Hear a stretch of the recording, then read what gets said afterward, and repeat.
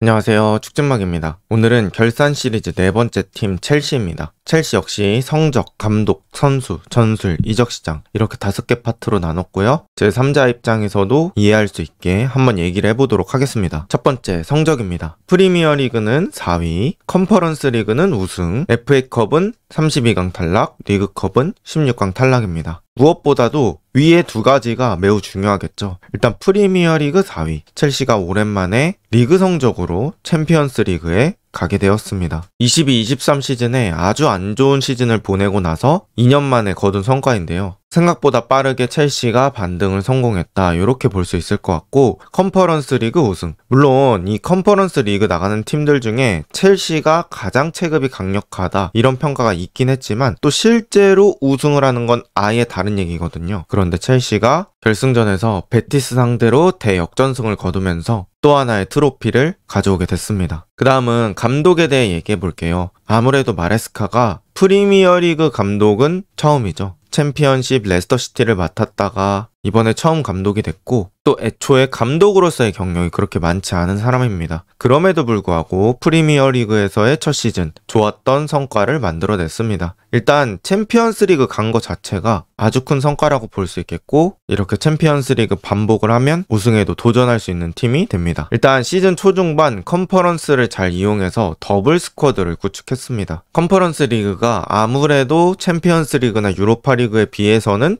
상대팀의 수준이 그렇게 높진 않기 때문에 리그팀, 유럽대항전팀 거의 두 개로 나눠서 따로따로 운영을 하는 느낌으로 완전한 로테이션을 돌렸습니다. 그러면서 유럽대항전팀의 선수들도 경험치를 먹는 그런 상황이 반복됐고요. 이 초반에 이런 시스템을 만들어 놓은 건 아주 잘했다고 생각이 되는데요. 첼시가 어려웠던 일정이 있었는데 그때 어려운 일정을 넘길 때 이런 로테이션이 큰 힘이 됐던 것 같습니다. 아무래도 체력적으로 강팀이랑 만날 때 온전하게 힘을 쏟을 수 있으니까요. 또 이 감독이 부상 관리 능력에 대해서는 좋았던 평가가 많았죠. 그리고 첼시에 와서도 이 부상 관리 능력이 아주 괜찮았던 것 같습니다. 부상이라는 게 한 가지 원인으로 발생하는 건 아니지만 이 감독이 확률을 줄여줄 수 있는 부분들은 분명히 존재한다고 생각하거든요. 그런 면에 있어서는 이 마레스카라는 감독이 확률 싸움을 잘해줬다, 확실히 포체티노 때보다는 부상이 많이 줄어든 모습이다, 이렇게 볼 수 있을 것 같고, 특히나 리스 제임스라는 선수를 미드필더에 기용하면서 부상 관리도 어느 정도 잘 해줬던 것 같습니다. 그리고 변형 백스리라는 큰 틀 안에서 작은 변화를 가져왔던 것 같아요. 쿠쿠렐라 시프트, 제임스 미드필더, 카이세도 풀백, 이런 것들이겠죠. 뒤에 전술 파트에서 조금 더 자세하게 다루긴 하겠지만 이런 변화의 시도 자체는 나쁘지 않았다. 그리고 시즌 내내 과정이 완벽하다고 볼 수는 없었는데요. 예를 들면 입스위치한테 1무 1패한 거라든지 쉬웠던 일정에서 승점 못 딴 거, 물론 아쉬운 점도 있겠지만 프리미어리그 첫 시즌, 첼시에서의 첫 시즌이라는 걸 감안해 봤을 때는 그래도 평균 이상의 평가를 받아야 되지 않을까, 이렇게 생각을 합니다. 그 다음 선수 얘기해 볼 텐데요. 선수 베스트 3입니다. 일단 첫 번째, 쿠쿠레야. 클러치 득점. 그러니까 쿠쿠레야가 득점했던 상황들이 웬만해서는 팀에게 아주 영향가가 높은 골들이었고요. 비기는 게임을 이기게 만들거나 지고 있는 게임을 비기게 만드는 그런 영향력이 있었습니다. 또 공수 만점 활약, 그러니까 공격에서도 수비에서도 아주 좋은 활약들을 보여줬던 게 바로 쿠쿠레야라고 볼 수 있겠죠. 또 미친 체력이 있습니다. 아무래도 쿠쿠레야가 공격, 수비 왔다 갔다 뛰어다니려면 이러한 미친 체력이 있어야겠죠. 그래서 풀백으로서 할 수 있는 거는 거의 다 했다, 이렇게 볼 수 있을 것 같고요. 팀 내에서 출전 시간도 1위입니다. 그만큼 시즌 전체에 기여한 바가 아주 많다, 이렇게 볼 수 있을 것 같습니다. 두 번째는 카이세도입니다. 카이세도는 팀 내 출전 시간 2위고요. 이 선수는 못했던 날을 거의 찾아보기 힘들 정도로 기복 없는 활약을 보여줬습니다. 그리고 멀티 포지션 가능한 선수고, 일단 카이세도가 수비력이 주목이기 때문에 아무래도 수비력에 좀 집중돼서 평가를 받는 그런 느낌이 있는데, 저는 진짜 육각형 선수라고 생각을 하거든요. 그래서 볼 전개라든지 패스 퀄리티도 저는 괜찮은 선수라고 생각하기 때문에 첼시에서 여러 측면에서 아주 좋은 모습을 보여줬다, 이렇게 볼 수 있을 것 같습니다. 그 다음은 엔소입니다. 엔소는 팀 내 출전 4위고요.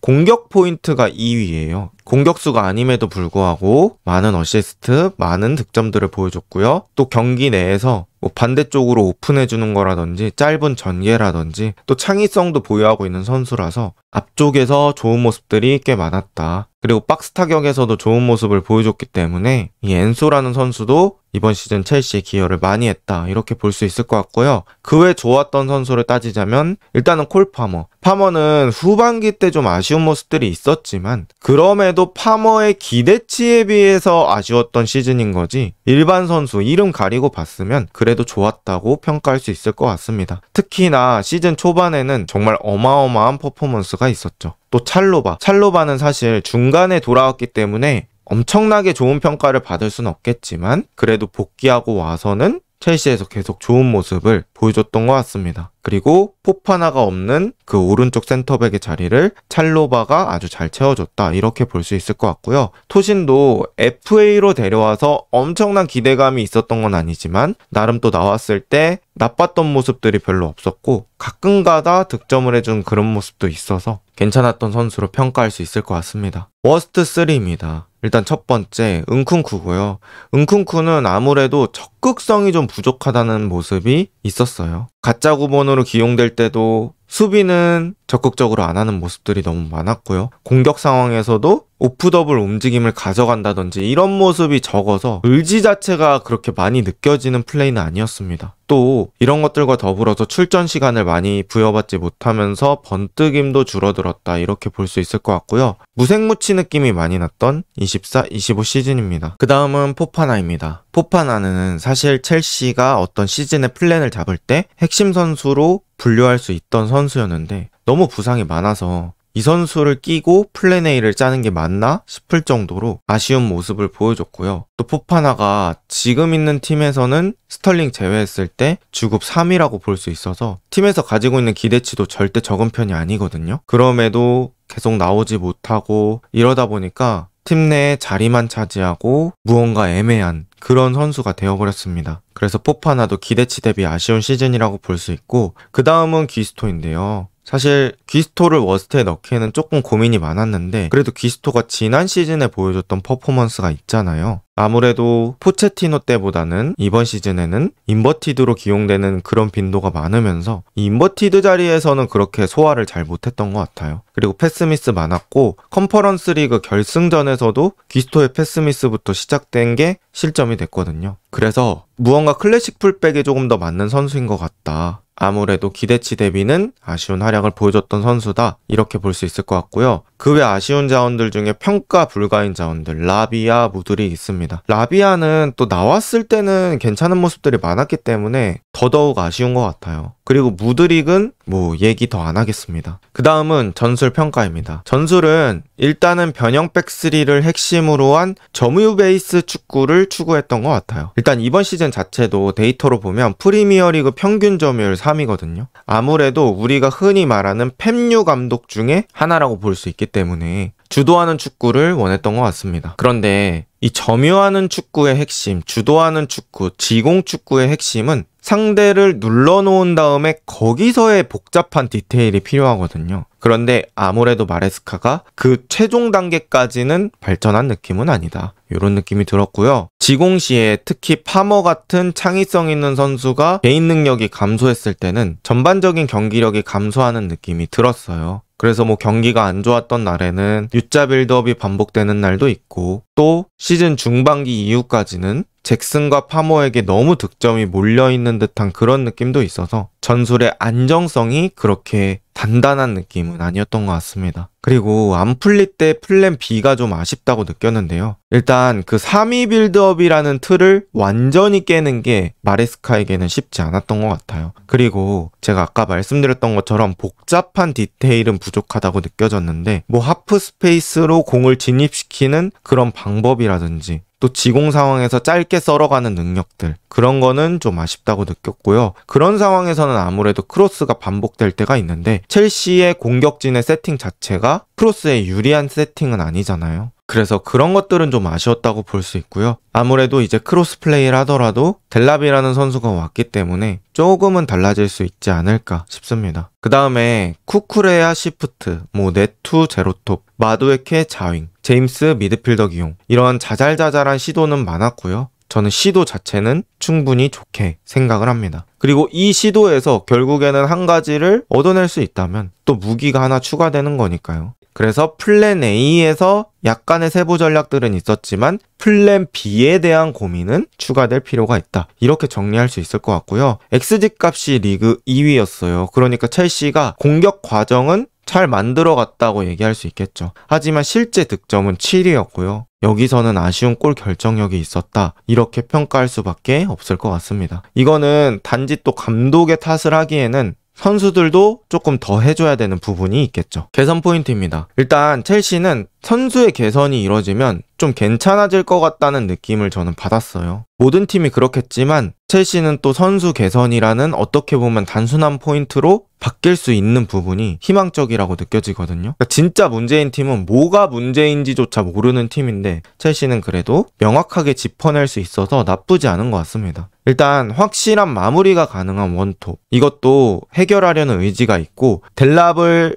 영입하는데 긴 시간이 들지 않았습니다. 그래서 델랍 영입하면서 아까 말씀드렸던 것처럼 XG 값에 비해서 부족한 득점을 메꿔줄 수 있는 그런 영입이 될 것 같고요. 그 다음에 안정적인 선방과 안정적인 빌드업이 가능한 골키퍼, 이 부분도 첼시가 결국에 나중에 최종적으로 우승을 노리는 팀이 되려면 꼭 필요한 부분 같습니다. 그리고 라커룸 분위기 잡는 베테랑 선수가 필요할 것 같은데요. 기존에 약간 짬찬 선수들, 엔소나 쿠쿠레야, 리스 제임스, 이런 선수가 잘 이끌어갈 수 있다면 엄청 급한 포인트까지는 아니라고 봅니다. 그럼에도 선수단 전체가 젊기 때문에 분위기 탈 때는 와 하고 쫙 올라가는 그런 느낌이 있을 거예요. 하지만 이 떨어졌을 때 그걸 반등을 만들어낼 수 있는 그런 게 저는 베테랑이라고 생각하거든요. 그래서 그런 측면에서는 베테랑이 필요하지 않을까 싶고요. 전술적인 유연성의 추가, 이것도 분명히 필요한 부분이 아닐까 싶습니다. 어쨌든 이 3-2 빌드업이라는 틀에 갇혀져 있는 것 같은데 거기서 조금이라도 변화를 주면서 때로는 일반적인 포백 빌드업도 시도해보고 또 카운터 전술도 시도해보는 그런 느낌으로 가보면 어떨까라는 생각을 했습니다. 그 다음에 주요 인, 아웃이라고 볼 수 있겠는데요. 첫 번째, 인부터 보겠습니다. 첼시는 진짜 많은 선수가 들어오긴 했는데 주요 선수만 한번 볼게요. 일단 네투 943억, 펠릭스 817억, 듀스버리올 556억,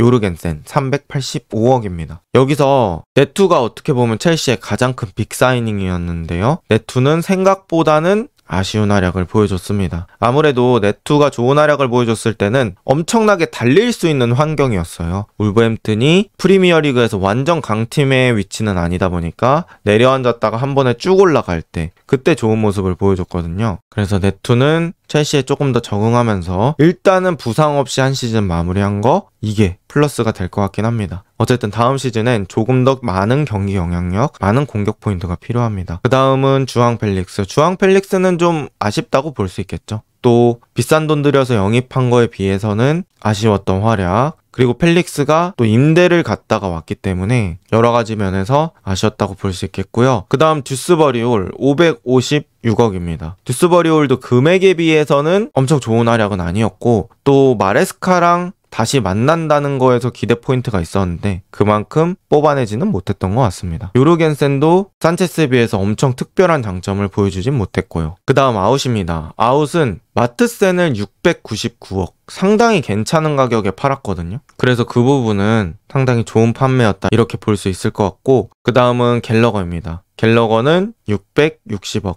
팀 내에서 애지중지하던 뉴스를 내보낸 건 아쉽긴 하지만 갤러거가 사실 첼시에서는 애매한 자원이었거든요. 완전 6번도 아니고 또 완전 창의적이지도 않고 또 마레스카 전술에 갤러거가 있었다면 조금 아쉬웠을 것 같기도 하고요. 그래서 결과적으로는 판매 자체는 나쁘지 않았다 이렇게 볼 수 있을 것 같고, 루이스 올, 루카쿠, 허친슨 이렇게 정리를 했습니다. 시즌 총평입니다. 일단 첼시는 감독의 기대치에 비해서는 저는 괜찮은 성과라고 느꼈고요. 또 지난 시즌 포체티노에 비해서는 좋은 성과를 거뒀다. 이렇게 볼 수 있을 것 같습니다. 그리고 2년 만에 챔피언스리그 복귀가 아주 큰 의미라고 볼 수 있을 것 같아요. 사실 첼시가 22-23 안 좋게 되고 23-24 포체티노 있을 때 경기력 안 좋고 성적 안 좋을 때 앞으로 몇 년이 걸릴지 모르겠다. 이런 평가가 있었던 것과 달리 이번 시즌 빠르게 반등했고 이 챔스 복귀도 아주 큰 의미가 있을 수 있습니다. 결국에는